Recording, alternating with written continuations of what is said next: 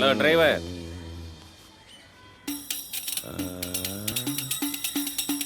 உன்னை எங்கேயோ பார்த்துருக்கிறேன்.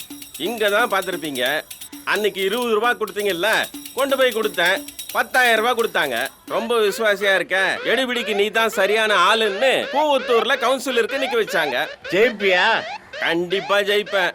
உங்க வீட்டுல கூட 3 ஓட்டு இருக்குல்ல, இந்தாங்க 3 20 ரூபாய். பாவிங்க, உங்க சகவாசமே வேணாம்ப்பா. நம்ம குடிமகனா இருக்கீங்கயா. My daddy.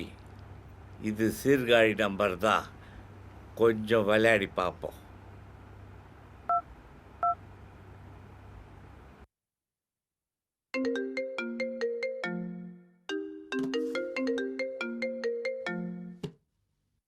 ஏமா எலெக்ஷன் நிற்க மாட்டேன்னு சொல்லி என்னை கேவலப்படுத்திட்டீல? அட, அரசியல்ல இதெல்லாம் சகஜம் பையா. டேய், யாரா நீ? என் பொண்ணு கூட எப்படி வந்துச்சு?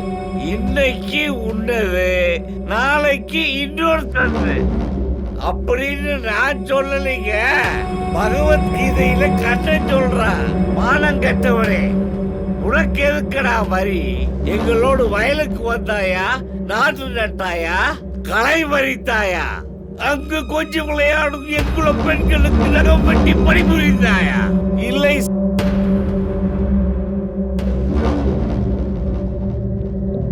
மிஸ்டர், தின்னுட்டு போடுற தவிர மற்றதுக்கெல்லாம் வரி போடுறீங்க. விலாசம் இல்லாம பண்ணிட போறாங்க.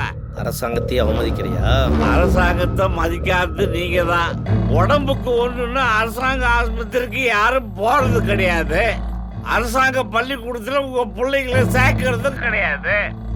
பணம் ஆகிற வரைக்கும் ஜிஎஸ்டி எதிர்ப்பேன்னு சொல்லிட்டு இப்ப இதுதான் நல்லதுன்னு எங்க தலையில ரிப்பீட் அடிச்சிங்க. இப்ப நான் உனக்கு அதை ரிப்பீட் பண்றேன். ஐயோ, ஒபாமா டாக்ஸி ஓட்டுறாங்க நம்ம ஊர்ல. போலாமா?